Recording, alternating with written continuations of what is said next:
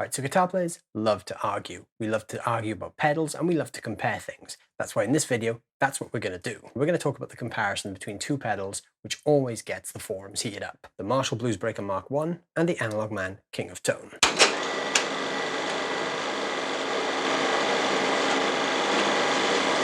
Before we get too deep into these pedals, I just want to tell you guys about the sponsor of today's video. Today's video is sponsored by DISTROKID. If you're a musician who writes, records, and plans to release your own music, please go check out DISTROKID. There's a link down below in my description. You can get 7% off your first year's subscription with DISTROKID. DISTROKID is a digital distribution service for all your music. So if you're writing your own songs and you want to get them out there to people, you should sign up for DISTROKID today. DISTROKID will get your music listed in all the major streaming services and online stores like Spotify, Apple Music, Pandora Radio, and even some of the social medias like TikTok and Instagram. And what's really cool is DISTROKID pay you 100% of your sales royalties, and they also pay you monthly, so you don't have to wait a long time for the money to actually come in. For just $19.99 a year, you can upload unlimited songs and albums to your DISTROKID account. But like I said, if you scroll down and hit that link in the description, you'll also get 7% off your first year. DISTROKID have given me a very special URL, which is just about to appear on screen now, but it's also in the description as a clickable link. If you click that link and sign up,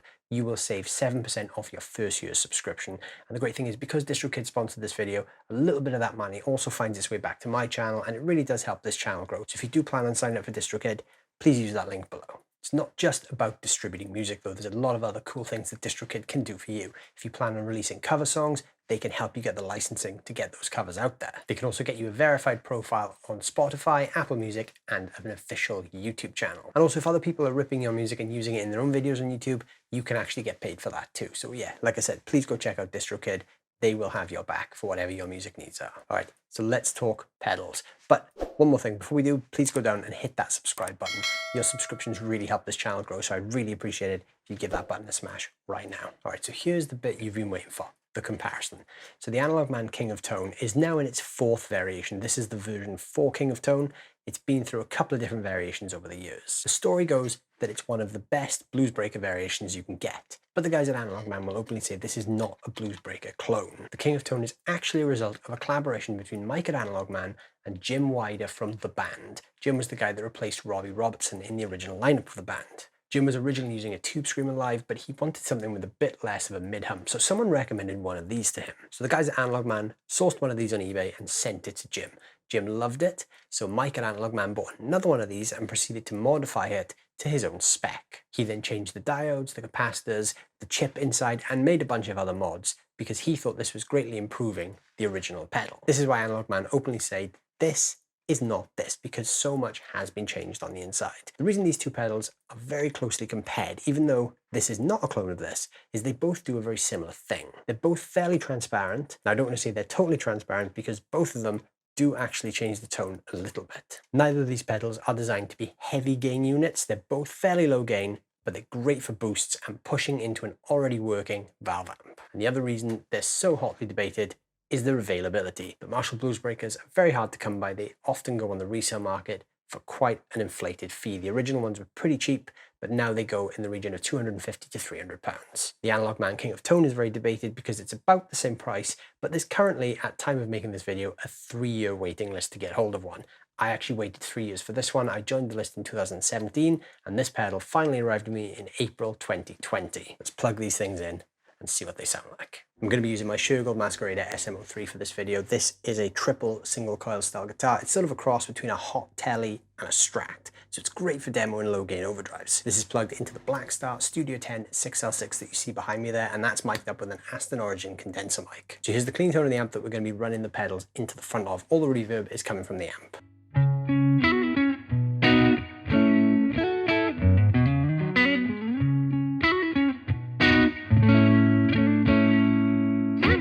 Bluesbreaker is only a single-sided overdrive pedal, and the King of Tone actually has 2 sides. So I'm only going to compare this to the one side of the King of Tone, which is the yellow side. The red side of my King of Tone has been modded to the high gain mode, so we're not going to include that in the video. We're only going to look at the yellow side, which is the completely stock side set to the overdrive mode. On both pedals, I've got the tone and the drive set straight up to midnight. On the King of Tone, I've got the volume bumped just past midnight, just to get it to lift the amp just a touch. And the Bluesbreaker is actually boosted quite a bit in the volume, because the Bluesbreaker doesn't actually have much output volume. It's probably the biggest drawback of the Mk1 Bluesbreaker is there's not really much gas in the tank beyond the unity gain. So if you want to use this as a boost, it's pretty tricky unless you run the gain diamond as well. So here's how the Bluesbreaker sounds.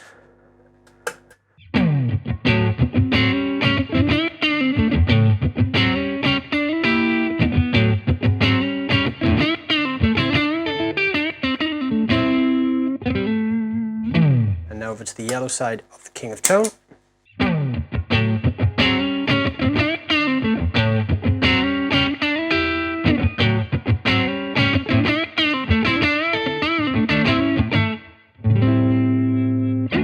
I think the immediately obvious thing there is that the King of Tone is actually a little fuller. The Bluesbreaker does seem to cut a little bit of the bass frequencies. Let's put the gain on both units now up to 3/4 of the way, and we'll start with the Bluesbreaker.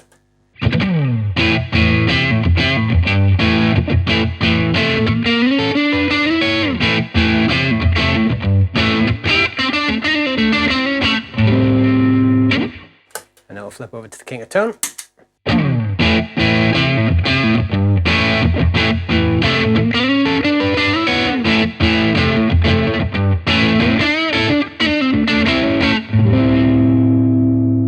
So as you push the gain on both of them, it does get a little bit brighter. So I'm going to dial the tone back to 1/4 of the way up on both units and dial the gain all the way up. Start now with the Bluesbreaker.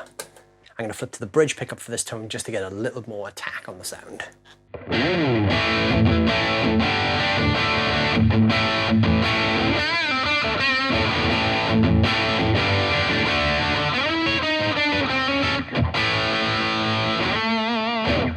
Now over to the King of Tone on the same settings.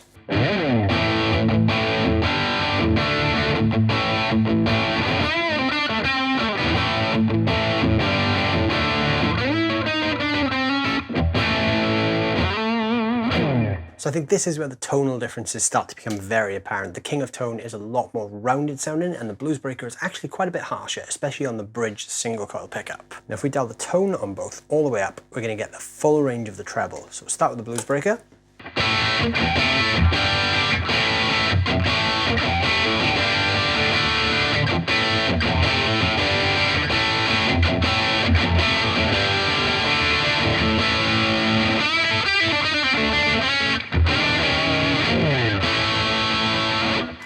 And then over to the King of Tone.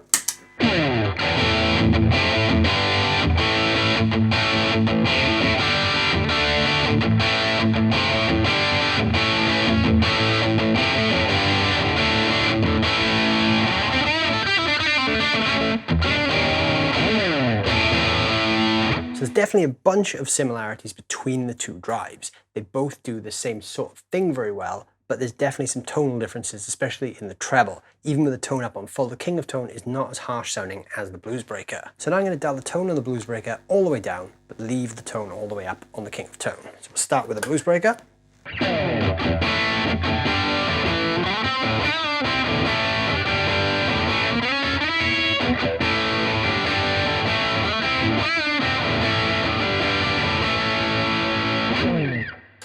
And now over to the King of Tone.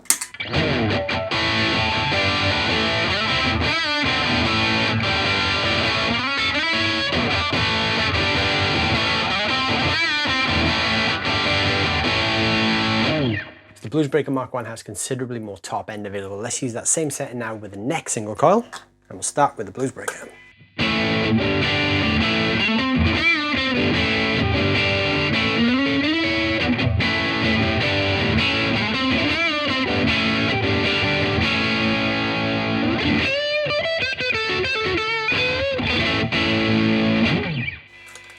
And then the King of Tone.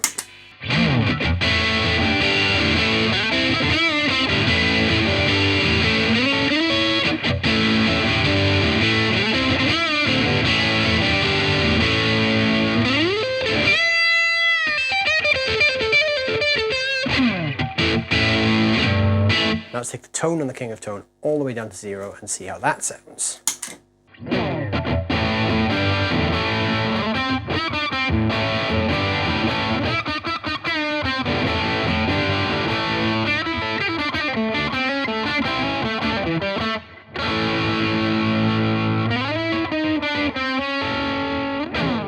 the neck pickup.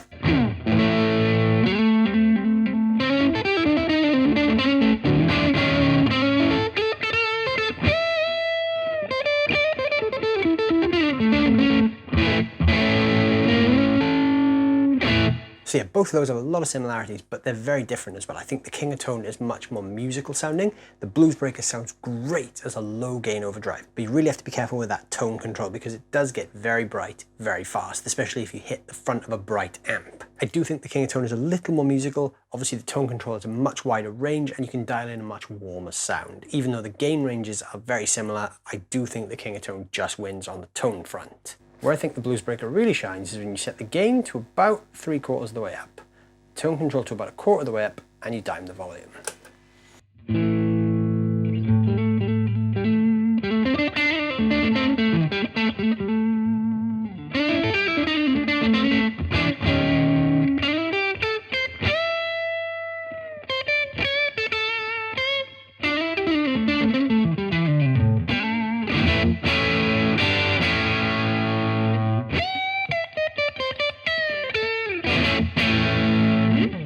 We set the King of Tone to the same settings, we're going to notice a huge increase in volume. The King of Tone has a lot of clean headroom, so as soon as I hit that switch, it's going to get a lot louder.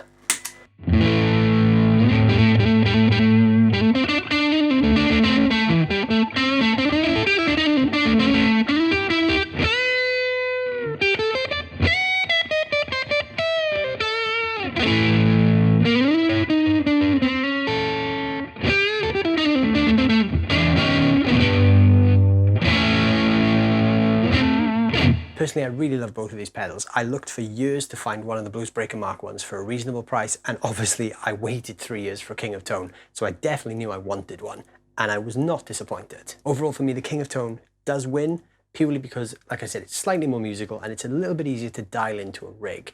You can use the King of Tone with pretty much any amp. The Bluesbreaker works great with certain amps, but it is a little bit harsh on 6L6 style amps. It works great with the L34 amps, it just pushes them into that 1960s Eric Clapton style Marshall vibe.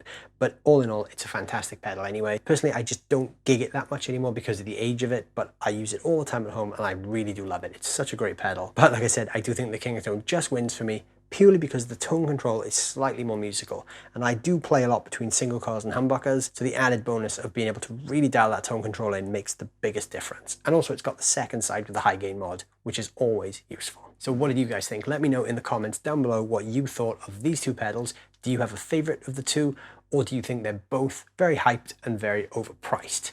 Can't wait to hear what you guys think. It's a great discussion topic and people love to argue about this, so get involved and let me know what you guys think. Thank you guys so much for watching. I hope you've enjoyed this video. If you did, please scroll down and hit that subscribe button. Like I said earlier, your subscriptions really help this channel grow.